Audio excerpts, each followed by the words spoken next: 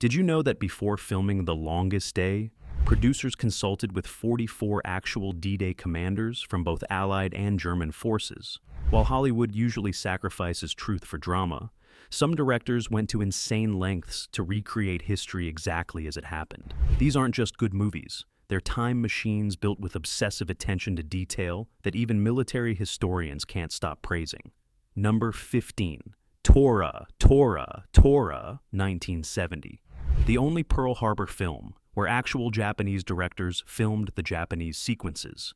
That's how committed 20th Century Fox was to accuracy in this $25 million epic that recreates December 7th, 1941, with painful precision. Unlike Michael Bay's Pearl Harbor disaster, Tora meticulously reconstructed events from both sides without embellishment. The production team rebuilt entire sections of Pearl Harbor, used declassified military reports, and even recreated the exact weather conditions. The shocking thing is how many real mistakes and coincidences they included. The radar operators who spotted Japanese planes but were told to ignore them. The crucial warning message that sat undelivered for hours. The Japanese pilots shocked by how easy their attack was.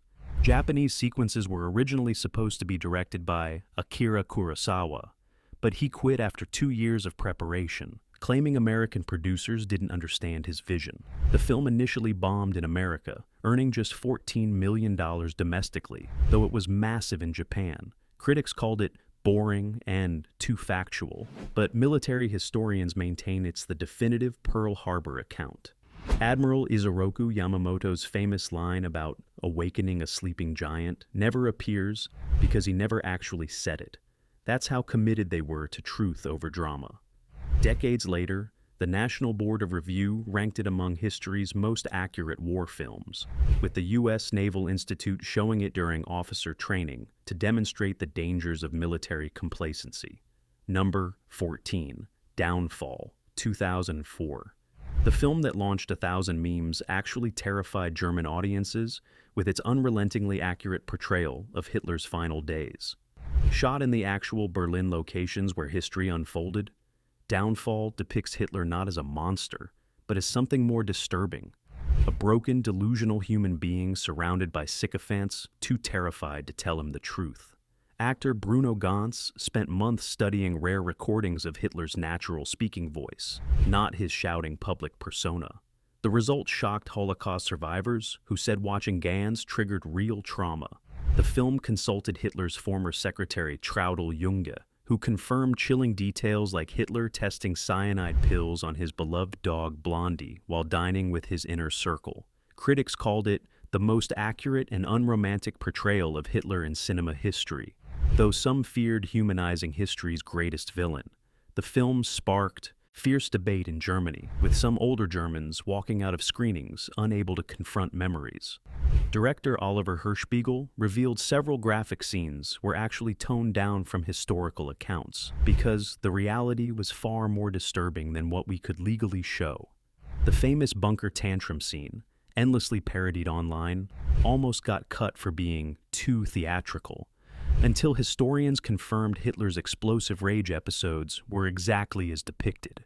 When adjusted for inflation, the film's modest $16 million budget produced what military historian Antony Beevor called the most significant portrayal of Third Reich leadership ever committed to film. Number 13. The Battle of Britain, 1969. The British Air Ministry literally rewrote their rulebook to allow this film to assemble the largest collection of operational WWII aircraft since the war itself. We're talking 32 authentic Spitfires, over a dozen Hurricanes, and even German Messerschmitts rescued from Spanish airfields. This wasn't just a movie, it was the 35th largest air force in the world during filming. Director Guy Hamilton, himself a former naval officer who served in WWII, insisted every aerial maneuver be period appropriate. No Hollywood stunts. The production team mounted cameras on actual warbirds, creating dogfight sequences so realistic that RAF veterans reported having flashbacks during screenings. The film shows both sides with brutal honesty, featuring German pilots as professionals rather than cartoon villains. The attention to detail extended to recreating the exact radar systems, operations rooms, and even the T-mugs used by the Women's Auxiliary Air Force plotters. Historians praise its depiction of the strategic blunder that saved Britain, Hitler switching from bombing airfields to attacking London. That actual decision gave RAF fighters precious recovery time. The $12 million production nearly bankrupted United Artists when it only earned $13.5 million on initial release. Michael Caine later revealed that the Spanish Air Force pilots hired to fly the German planes were so patriotic they deliberately crashed during battle scenes until threatened with termination. The most chilling accuracy? The statistical reality of pilot fatigue and loss rates, which saw 544 RAF pilots killed in just 2 months of combat. That's 1 in 5. Number 12. Das Boot, 1981. Director Wolfgang Petersen built a full-scale submarine that actually rocked, leaked, and created genuine claustrophobia among the cast. For 6 months of filming, actors couldn't escape the suffocating confines of a meticulously reconstructed German U-boat, perfectly matching original blueprints down to every gauge, pipe, and rivet. They weren't acting exhausted. They were actually going insane from confinement. Das Boot shows what most war films hide: the horrifying reality that submariners faced 75% casualty rates, the highest of any military service in history. The film is based on war. Correspondent Lothar Gunther Buchheim's experiences aboard U-96, documenting events he witnessed firsthand. The famous storm sequence, undersea veterans confirm it's the most accurate portrayal of submarine weather conditions ever filmed. The actors were forbidden from going outside during the entire shoot to maintain their pale, vitamin D-deprived appearance.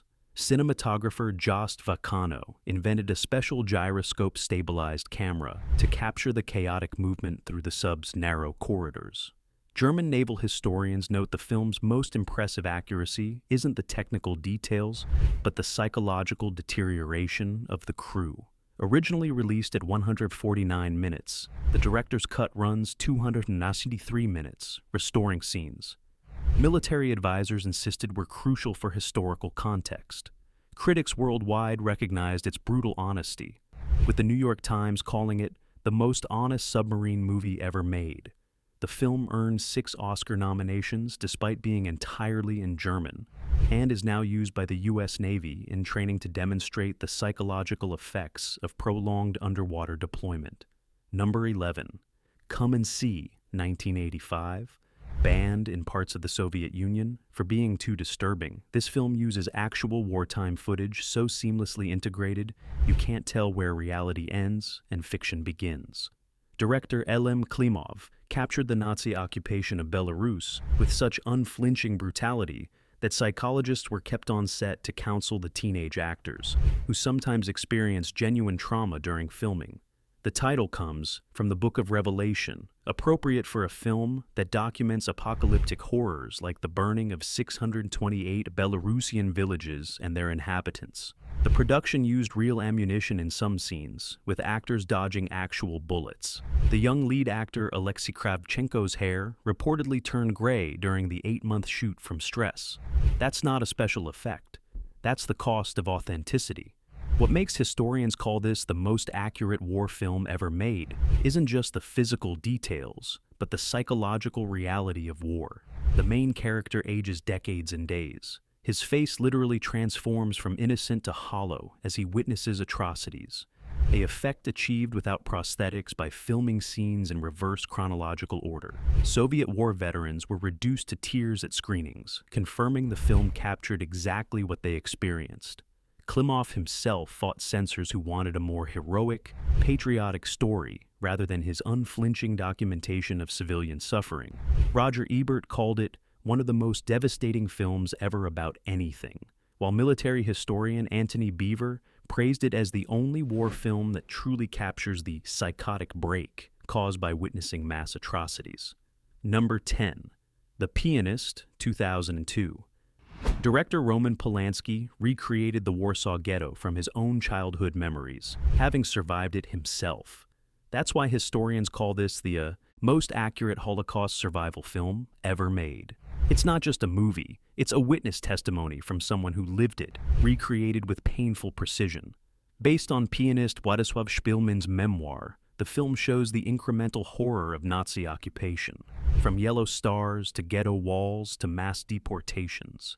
Polanski insisted on filming chronologically so that actor Adrian Brody would physically deteriorate naturally. Brody lost 30 pounds, sold his apartment and car, and isolated himself for months to understand Szpilman's psychological state. His Oscar-winning performance moves beyond acting into something approaching spiritual possession. The film features details other Holocaust films miss, like the privileged Jewish police who aided deportations, the ghetto's internal class system, and the matter-of-fact randomness of violence. Survivors praised its authenticity, particularly the scene where starving Jews fight over a single caramel. As one survivor noted, only someone who was there would know to include that. Critic Roger Ebert called it the most honest Holocaust film ever made, noting its refusal to manufacture uplift or redemption. Even the famous scene where a German officer spares Szpilman happened exactly as depicted. That officer, Wilhelm Hosenfeld, was later captured by Soviets and died in their custody, despite Szpilman's attempts to save him. The film's $35 million budget yielded 3 Academy Awards, and what the Holocaust Memorial Museum calls the definitive cinematic document of survival against impossible odds. Number 9, Son of Saul, 2015. The only Holocaust film shot entirely from a first-person perspective, creating a claustrophobic, disorienting experience that Holocaust historians say perfectly captures the psychological state of concentration camp prisoners. First-time director Laszlo Nemes breaks every Hollywood convention, keeping the camera within 3 feet of the protagonist for the entire film, with background horrors deliberately blurred. The film follows a Jewish Sonderkommando forced to assist with the gas chambers at Auschwitz, focusing on his desperate attempt to give a boy a proper Jewish burial. The historical accuracy is astonishing. The production recreated Auschwitz's crematoriums based on the secret photos taken by actual Sonderkommandos. The chaotic prisoner uprising shown in the film actually occurred on October 7, 1944, exactly as depicted. Actor Geza Rurig lived in actual barracks during filming, went without sleep, and lost significant weight to capture the physical and mental state of prisoners. He studied rare testimonies from Sonderkommandos who survived to document Nazi atrocities. Holocaust scholar Robert Jan von Pelt called it the first Holocaust film that doesn't feel like it's apologizing for being a film about the Holocaust. The most shocking historical detail: the constant, everyday nature of industrial mass murder happening literally in the background of every scene. The film won the Grand Prix at Cannes and an Academy Award despite its uncompromising approach. Director Nemes revealed that several scenes were toned down from historical accounts because the reality of what happened was so extreme that audiences simply wouldn't believe it. Number 8, A Bridge Too Far, 1977. Probably the only war epic where the British government essentially said, "Take whatever military equipment you need." Director Richard Attenborough amassed a staggering arsenal of period-accurate vehicles, including actual WWII-era aircraft, tanks, and amphibious vehicles worth millions.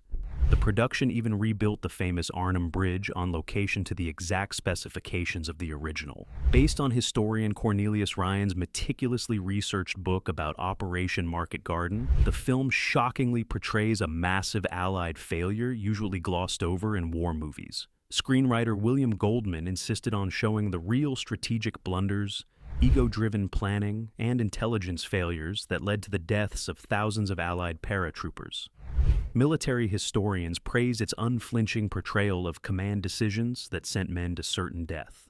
The star-studded cast, including Sean Connery, Michael Caine, Anthony Hopkins, and Robert Redford, actually interviewed veterans of the operation to prepare for their roles. Many scenes were filmed on the actual battlegrounds with Dutch civilians who had witnessed the original fighting, serving as extras. The film's most accurate element is showing how weather and broken radios, not German brilliance, doomed the operation. Released during America's post-Vietnam soul-searching, the film's $25 million budget yielded modest box office returns, but earned praise from military academies worldwide. General James Gavin, who actually commanded the 82nd Airborne during Market Garden, served as a technical advisor and called it painfully accurate, especially in showing how frontline soldiers pay the price for leadership's mistakes. That's why West Point still screens it during officer training. Number 7. The Longest Day, 1962. Producer Daryl F. Zanuck interviewed over 700 D-Day veterans to create the most comprehensive account of Operation Overlord ever filmed. So committed to accuracy, Zanuck hired actual D-Day commanders like British Commando Lord Lovett and American General James Gavin to play themselves, reenacting their own wartime actions. That's not acting, that's historical documentation. Shot in actual Normandy locations using many of the same beaches where thousands died, the production employed military advisors from all participating nations, including German officers who had commanded the Atlantic Wall defenses. The film recreates specific incidents exactly as survivors reported them, like the scene where paratroopers used children's cricket clickers as recognition signals. The $10 million budget, about $95 million today, created the most expensive black and white film ever made. The attention to detail extended to casting French resistance fighters who spoke regional dialects specific to Normandy and reproducing the exact weather and tide conditions of June 6, 1944. Even the bombed buildings were constructed using period-appropriate materials. Initially criticized as too documentary-like and sprawling, the film has been vindicated by historians as the most comprehensive cinematic record of D-Day. Most impressively, it shows the operation from all perspectives: American, British, French, and German. Military academies worldwide still use segments to teach operational planning. When President Eisenhower, Supreme Allied Commander during D-Day, saw the film, he reportedly said, "This is the way it was." Number 6. Anthropoid, 2016. The assassination of Reinhard Heydrich, Hitler's third-in-command and architect of the Holocaust, is reconstructed with such precision that Czech historians were stunned. Director Sean Ellis filmed in the actual Prague locations where the events occurred, including the St. Cyril and Methodius Cathedral, where the final battle played out exactly as depicted, bullet for bullet. The production consulted declassified documents from British SOE archives and Czech resistance records to recreate Operation Anthropoid, down to the smallest details, from the exact weapons used to the clothes worn by resistance fighters. The church where Czech paratroopers made their last stand still bears bullet holes from the actual 1942 firefight. Filmmakers incorporated these into the movie without alteration. The film's most disturbing accuracy is its unflinching portrayal of Nazi reprisals. When Heydrich died of his wounds, Hitler ordered the complete destruction of Lidice, a village with no connection to the assassination. Every man was shot, every woman sent to concentration camps, every child either Germanized or killed. The film shows this without Hollywood softening.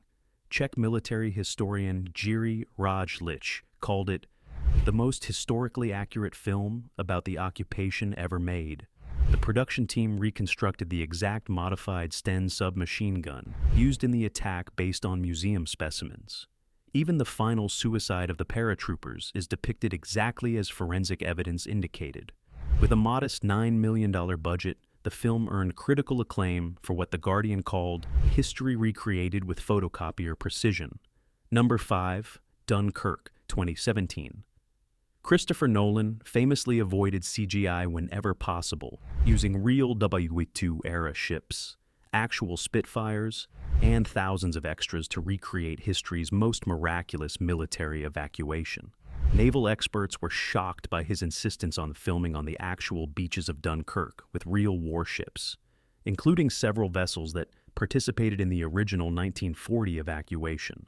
The film captures the three perspectives of the evacuation: land, 1 week; sea, 1 day; and air, 1 hour, with timelines that accurately reflect the different experiences of soldiers, civilians, and pilots.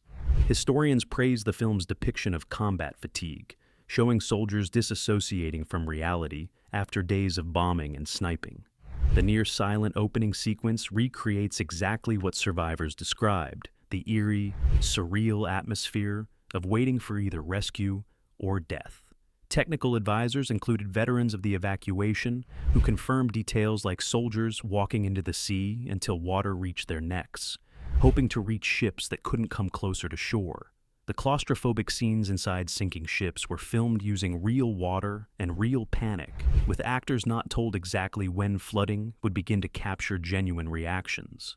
Military historian Joshua Levine, the film's principal advisor, praised Nolan for including often overlooked facts like the presence of French colonial troops and the accidental bombing of British soldiers by RAF pilots.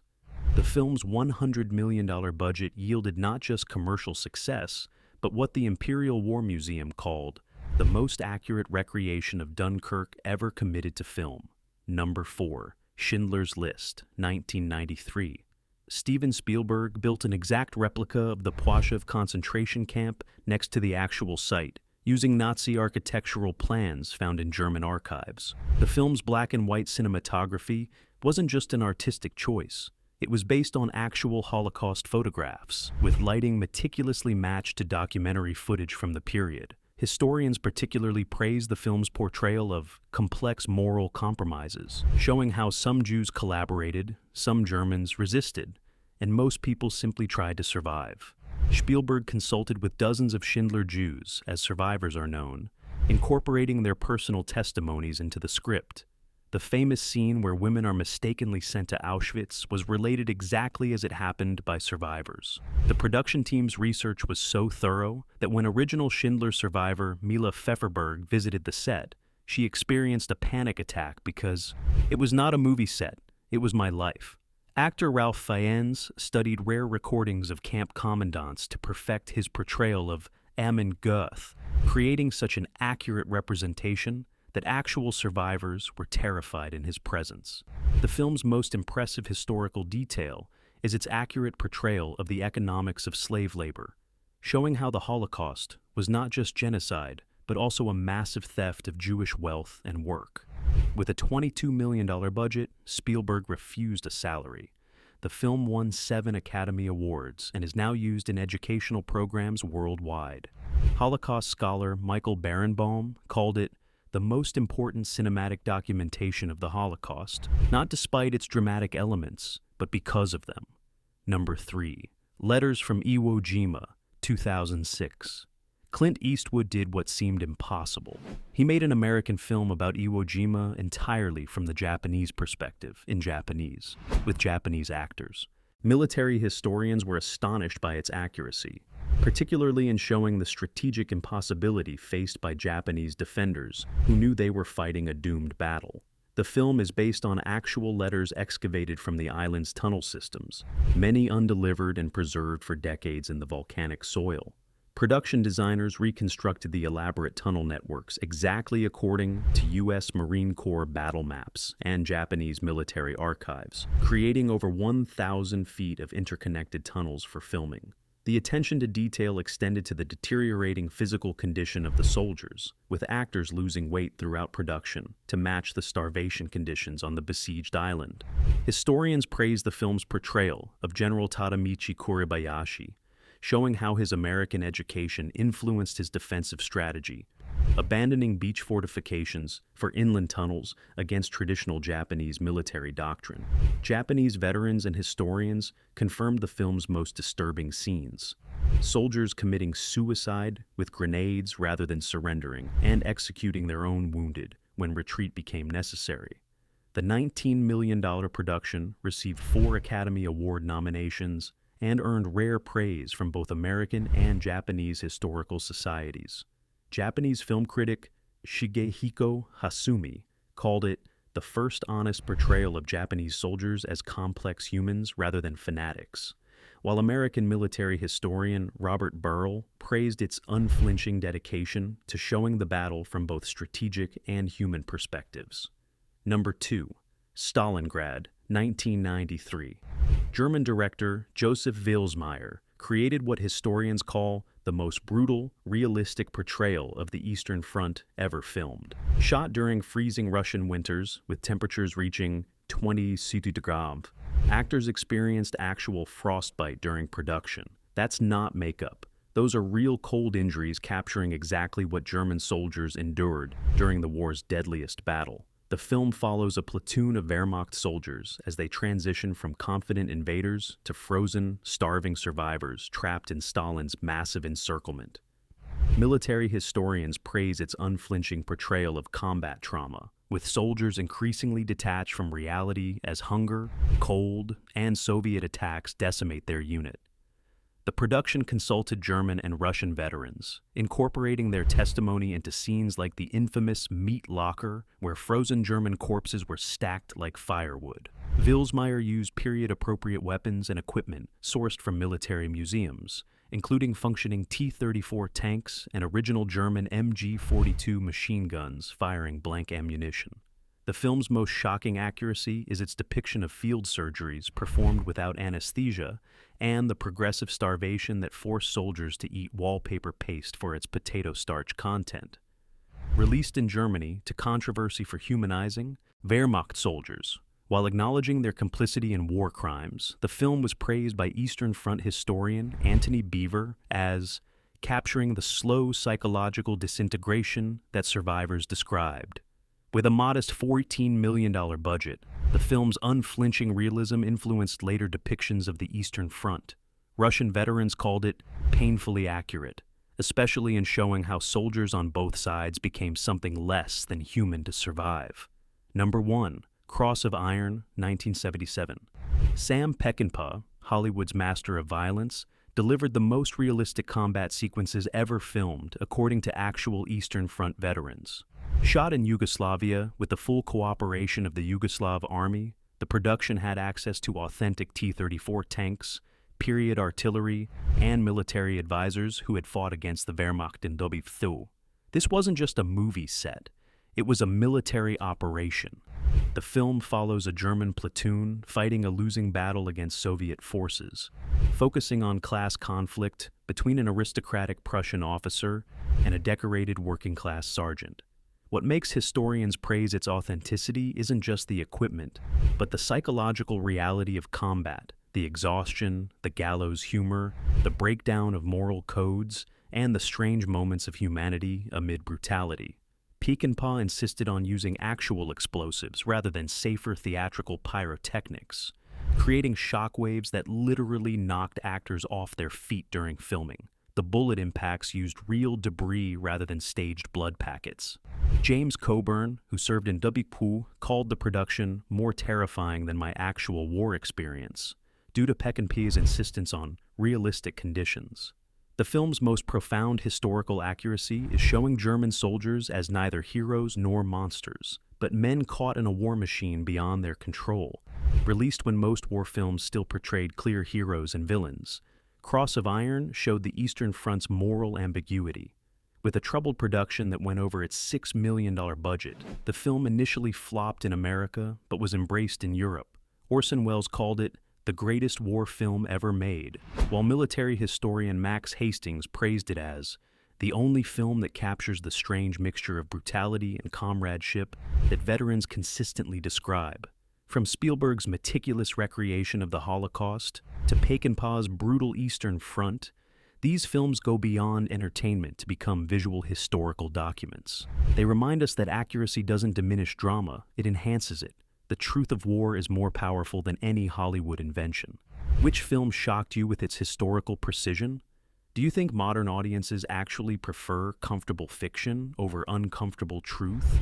Let us know in the comments below, and don't forget to like and subscribe for more cinematic deep dives. The real question is, in an age of CGI spectacles, have we lost the commitment to authenticity these filmmakers showed?